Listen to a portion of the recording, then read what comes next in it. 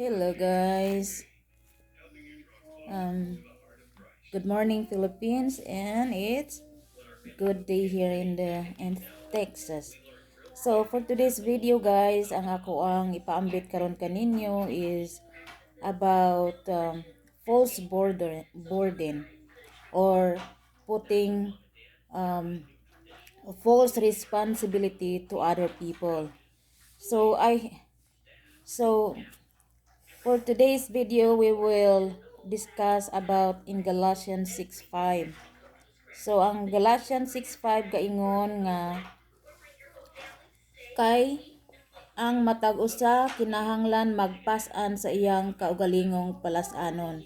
So, ang akong pagsabot ani guys nga kinahanglan matag usa kanato mo pas-an sa kaugalingon natong palasanon, dili nato ipapasan sa uban. For example, ako diri sa Texas, maingon ang mga tao nga kuaning na ako sa Texas, kuan na ni himuan ni para sa ako si kuan si Pulano naadi ka diha sa other side of the world, buhimuan ni sa ako buhatan ni para sa ako mangin ana. So kinahanglan kita guys nga mopas-an ta sa bawat nato nga palasanon, ato na siyang pas-anon, dili nato ihatag sa uban. Unya kita pud nga kaning ilahang gi papasan aning ilahang false burden, false responsibility guys. Ayaw ninyo pas-ana kay dili gina nato kaya, kay maglisod ganita sa ato ang kaugalingon kung walay tabang sa Ginoo, di ba? Kinahanglan gitag tabang sa Ginoo. Akong basahon guys ha. So mao ginang gibugatan kita guys no, kay ngano man we are not supposed to carry what the unsay mga gibugaton sa other people. There are some burdens nga God call us to carry because we are being kanang gisenta ni Lord in order mo help ta ana nga someone, pero there are some burdens that it's not from the Lord.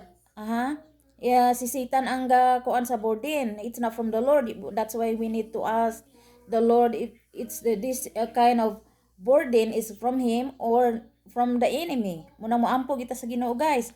So akong basahon ning Matthew 11 verse 28 to 30. Ako gini siyang gibalik-balik guys nga kinahanglan i-surrender nato ang ato ang kinabuhi sa Ginoo. So mao ni siya guys ha.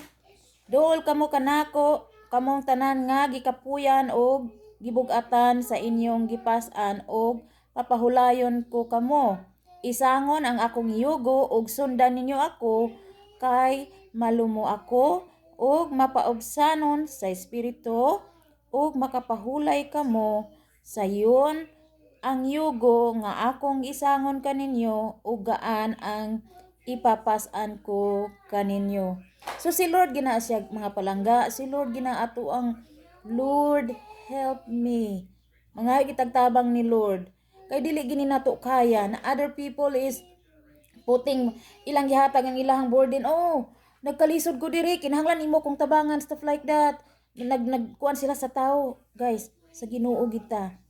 Akong ipaambit kanimo si Lord. Dangop ni Lord guys. Especially itong gamak sa ako nga kanang kuan ko, kanang istoryahan ko sa behind my back. Guys, wala nalilong sa Ginoo guys. Walay nalilong sa mga mata sa Dios kay gi-create sa Ginoo. Walay nalilong. Binuhat kita sa Dios ug walay nalilong sa iyang mga mata. Kanagong nang hitaburon diya sa Pilipinas nga governance nga grabe ka, si Satan is destroying the Philippines. The governance is so corrupt, and that's not from the Lord. And we are not to do that guys. We are to pray and don't put false hope to the people. You have to give it to God. Come to God. Yeah. Matthew 11 verse 28 to 30. Cry out to God. Hila, kutob sa imong mahimo, luhod. Ampo sa Ginoo kay sa aning katapusang panahon guys. Grabe kay ang pamuhat ni Satan. You have to have a faith like Noah, a faith like Job, a faith like everyone in the Bible that is doing, that God is using in their life. We have to have that kind of faith. Abraham, we have to have that kind of faith nga pagtuo nga walay makatupong. ang pagtuo diha sa Ginoo nga walay makatupong.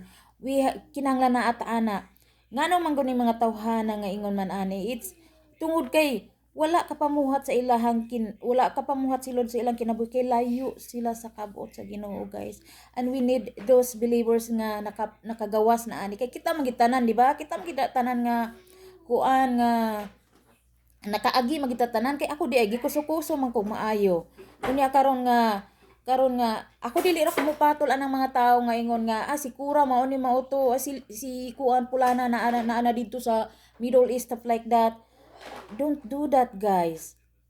Tagay gustisya ng mga tawo nga ninkamot para sa ilahang kaugalingon, tagay gustisya nga be but we cannot we cannot those kind of people, they need prayer, they need deliverance, kinahanglan silang milagro. Ginoo ra gyud ang makapausab sa ilang kasing-kasing na through our prayers mapahigawa sila, makalingkawa sila ana nga sitwasyon nga anang false nga hope, false burden nga ilahang gihatag dito sa mga tao nga you have to take care of me, you have to come to God nga mangayo kag tabang sa Ginoo nga Lord tabangi ko pangayo sama sa usa ka anak ug ayaw pagpangayo sama sa usa ka makililimos kay anak ka sa Dios.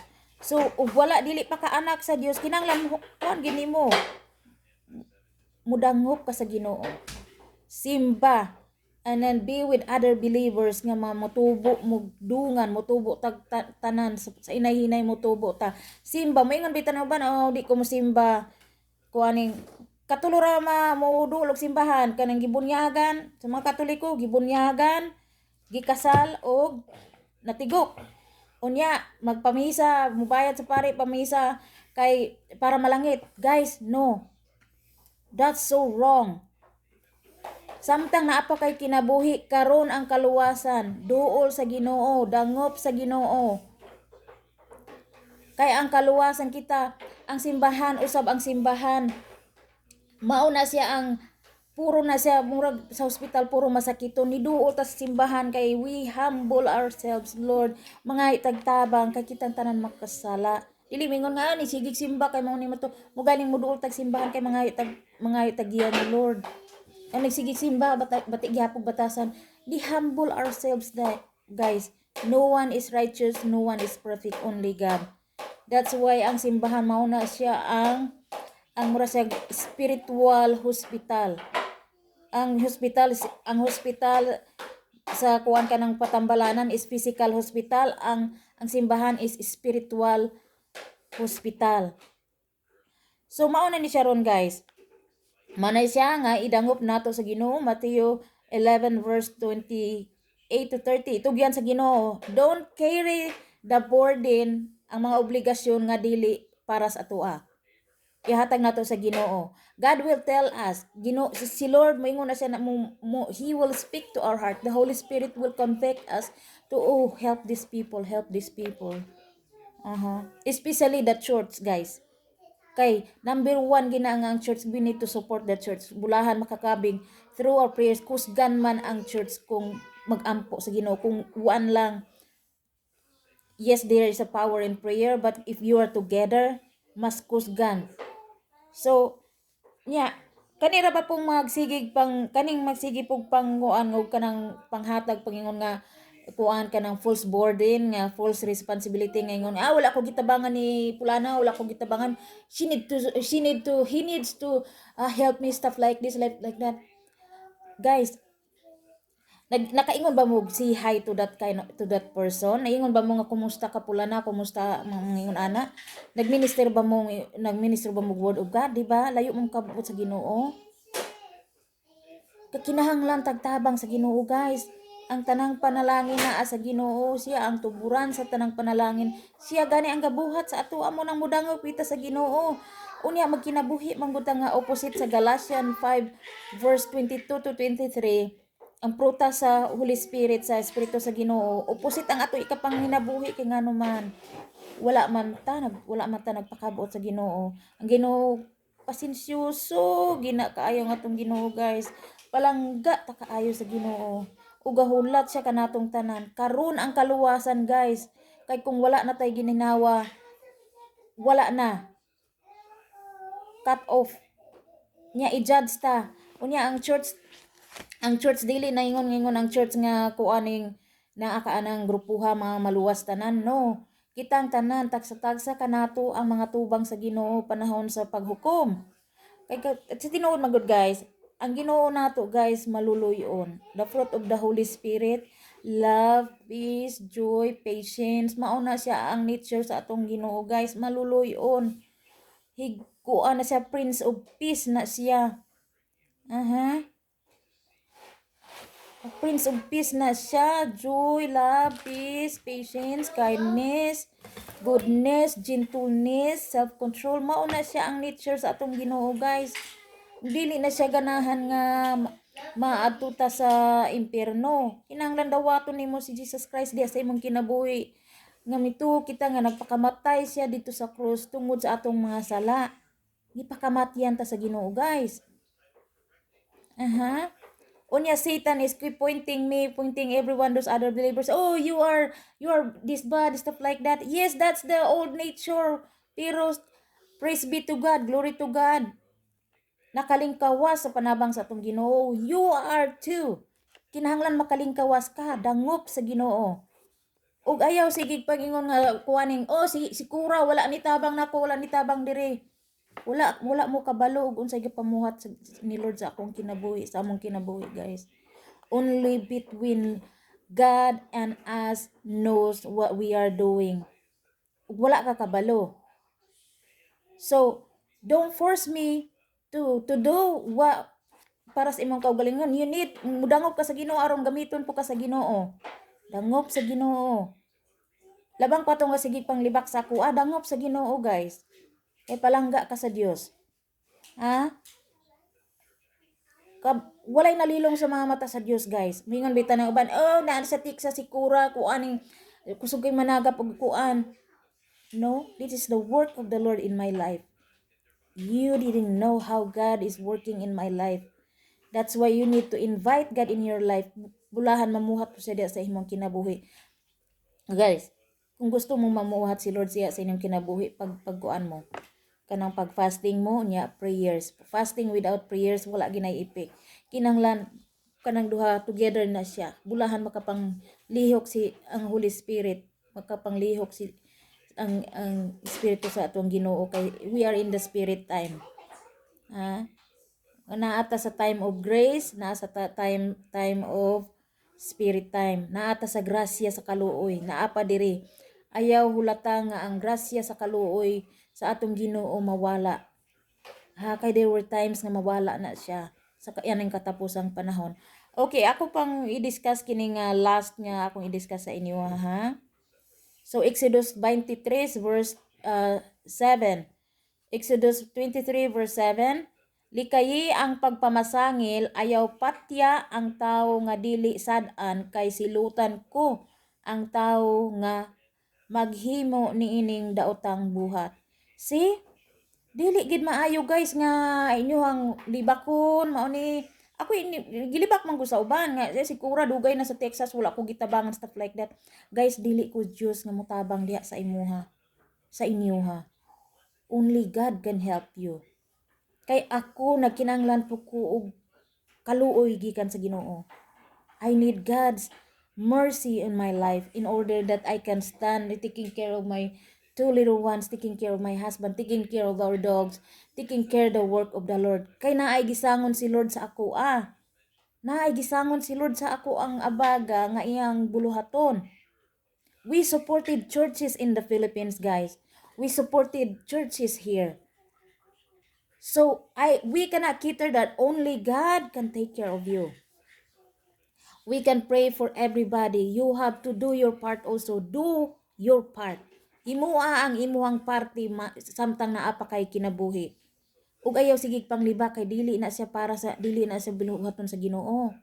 Opposite na siya. Basahon ako ang Galatian guys ha. Galatian 5:22 to verse 5 chapter Galatian 5 verse 22 to 23. Kung basahon ninyo sa before pa ni kuan ako ang video. So mao ni siya guys ang Galatian 5 verse 22 to 23. Apan ang bunga sa espiritu mao ang gugma, kalipay, kalinaw, pailob, pagka mapuanguron, pagka maayo, pagka matinumanon, kaaghop, pagpugong sa kaugalingon, nga sa maong mga butang walay kasuguan nga makabatok. So wala ni siya kuan, mao ni siya ang Galatians 5 verse 22 to 23. So mao ni siya guys. Sa ika-9 pagpugong. So nasa self-control. So kung mamunga kita nga opposite ani, meaning dili gikan sa Ginoo kanang tabi, kanang backbiting nga kanang imuhang kuanon, imaldisyon nimo ang tao, that's cursing. Satan is using you by you doing that. You are not serving the Lord, you have to serve the Lord. Mingon ang uban nga nakaila ko sa Ginoo, even Satan knows God and he even tremble it. Mukurog pagalit na siya in the name of Jesus. Mukurog na siya, i-rebuke na nimo in the name of Jesus. Flee Satan. Mukurog gali na siya. Kita pa kahang tao, guys. Munang yung kaila ko Ginoo. Imo ba sang giserbisyohan sa imuhang kinabuhi? Nagpasalamat ba kita sa matag ginhawa nga ni gula sa ato ang ilong, nagpasalamat ba kita? Unya karon, ang ato ang lawas templo na siya sa Ginoo. Unya ayaw ninyo dago-dago Ayaw ninyo dago-dago ang templo sa Ginoo nga iyang gipaambit nga ri kanato. Atong lawas templo na siya sa Ginoo. Nya ampi nga nato ang lawas nato, mag-exercise ta. Nya undang na anang kanang palahubog kay kanang spirit sa pagkapalahubog dili na sa Ginoo, guys. Dili na gikan sa Ginoo. Giniwarningan kita sa diha sa mga panultihon o proverbs na adira mo na basahan na ninyo mo na adi tanan ang unsaon nato pagkinabuhi sa matag adlaw. Sa salmo mga pag-ampo. Kinahanglan mabalaan na nato diha sa book of John. Read the whole Bibles, guys. Everything is there, all the answer, all the question nga naas ato ang all sa ato mga pangutana na adiha ang tubag sa Biblia. Ang nang Biblia ginhinawa na sa Dios. Kung basa ta sa Biblia, nakikistorya ang Ginoo sa ato. So mao na siya, guys. So faith without works is dead. Una, ang pagtuo nga walay buhat, patay ka na siya. Ato ni siyang basahon Santiago or James 2 verse 4 or Santiago, mao na siya ang James, nahimo na siyang Santiago sa Bisaya. Santiago chapter 2 verse 14. Mga igsoon ko, unsa may kapuslanan kun ang usa ka tawo magaingon nga siya adunay pagtuo apan wala siya binuhatan? Makaluwas ba kaniya ang maong pagtuuha? Ang tubag no. While nga naapatay panahon, samtang naapatay panahon diri sa kalibutan, mag-practice na ta, i-practice na nato ang kinabuhi nga langit nun. Ang uban maingon nga ganahan silang malangit pero ang ilahang binuhatan pang impierno. Guys, ang pagtuo nga walay buhat, patay ka na. Nakaila kag Dios. Yes, even Satan knows God. Nakaila si Satan sa atong Ginoo. Mukurog pagaling na siya sa ngalan sa atong buhing Dios. In Jesus name, sa ngalan ni Hesukristo, I rebuke you, Satan. Mukurog gali na siya. Ug kita mingutan nagtuo kog Dios, dili ko mosimba. Unsaon man nimo, unsaon nang pagtubo diha sa ato ang Kristiyanong pagtuo diha sa atong Ginoo? Unsaon ang pagpamuhat sa atong Ginoo kung wala kita gadangop sa iya, kung wala nato siya gisimba, kung wala nato siya gipasalamatan sa tanang butang, sa tanan kasakit man ug kalipay nga niabot aning nga naa ta diri sa kalibutan. Ningon pa magani si Job nga hubo akong niabot sa kalibutan, Lord. Hubo akong natawo ug hubo sad akong mobalik diha kanimo, dalaygon ang imong ngalan. Job 1:21, guys. Gikuso-kuso pagalit ug maayo si Job. Gikatugutan ni Lord nga gubon ang kinabuhi ni Job, ni katugutan siya kay si Satan nga nang siya kanang nanangid siya sa Ginoo kay iyahang kitang tanan gitripan ta. Pagpangguba na ang trabaho ni Satan. John 10:10. Akong basahon John 10:10, guys. Okay, John 10:10, guys. Apan ang kawatan moani aron lamang pagpangawat, pagpatay og pagpanglaglag. Mao na siya ang nature ni Satan. The only truth about Satan, guys, is he is the father of all lies. Pagpangdisib, pagpangilad, pagpatay sa imuhang kalipay, pagpatay sa imuhang mga kuan sa nahitabo ni Job, gipangpatay ni Satan niya iyahang pamilya dayon ang gipangguba niya gitaga iyang gipangguba ang mga panginabuhian ni Job during the time of Job. So mao na siya, guys, bisan we should have the kind of faith the Job has, read the book of Job in the Bible. Daghan pa, guys, nga hatag ni Lord nga kinahanglan makastan ta nga makatindog ta aning panahona. So in John 14:6, si Jesus mitubag, ako ang dalan, ang kamatuoran ug ang kinabuhi. Walay makaadto sa Amahan kundili moagi kanako. So Jesus Christ, guys, you should have Jesus Christ in your life.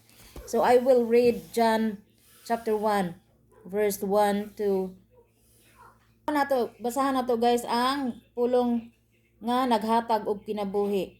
In John 1 verse 1 to 5.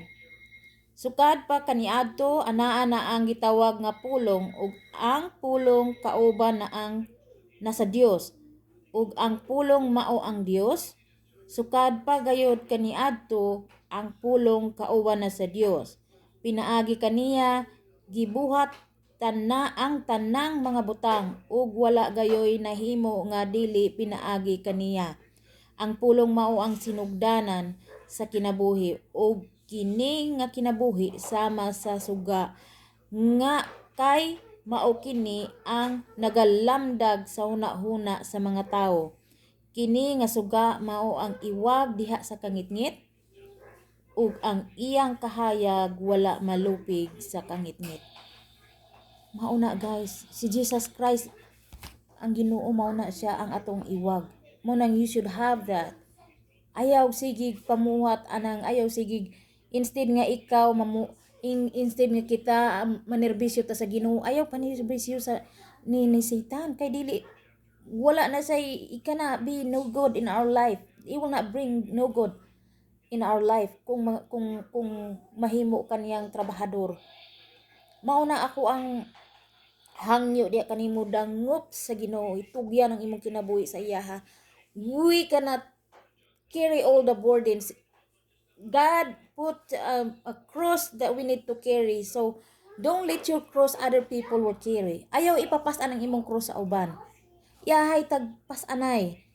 Nya magtinabangay ampo and let your life ka kanang ipagamit ang imong kinabuhi sa Ginoo. Bulan instead nga ang imong cross imong gihatag sa uban, you can pray for others and na makakuan ka makatabang po kag carry pud sa ilaha nga kanang dili gid sa mga heavy, nga kanang dili gid sa bugat ba, kanang magtinabangay unta ba.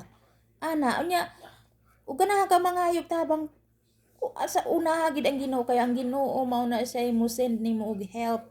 Ayaw ingon nga just speak in your mind nga ingon nga kuan wala ka nag-istorya niya moingon ra ka sa behind the back of that sa ana nga tawo nga si Kura mao ni siya mao to naa sa Texas wala ako niya gitabangan mo nin. I cannot cater that. Dili ko kahimuan na only God can do that to your life. Kay dili ko Dios, limitado kitang mga tao, limitado kita, guys. Okay, guys, mao na ni kay kuan ako wala nay kuan mo. Ako mga pagampo nga kamo itugyan ninyo ang inyong kinabuhi sa Ginoo ug mosimba na kamo sa Ginoo. Pasalamati ang Ginoo sa tanang butang nga nahabitabo sa inyong kinabuhi nga mientras napataaning kalibutan gitagaan. God is so patient. Ang Ginoo nato, guys, palangga ta kay niya ug nagpasensya gina sa ato kanos ata mo dangop saya unya dili na nato hutdo na nga pasensya, guys, kay niana ta sa katapusang panahon. Ayaw tuguti nga mahimulag ka sa Dios. Kay ang paglumid diha sa pagpakasala ang makapasiparit nato sa gugma sa Dios. Iya kita sa Dios, kinahanglan mo balik kita sa iyaha. Ha? We are from Him. We need to go back. to Him. Ayaw serbisyuha ang the work of the enemy. Satan will be cast into the lake of fire. Ayaw panganduya nga makast pod ang imuhang kalag dito sa lake of fire, dito sa nagdilaab nga kalayo sa impierno. Ayaw samtang naapatay panahon diri paningkamutan nato magkinabuhi ta diha sa sigon sa kabubuton sa atong buhi nga Dios.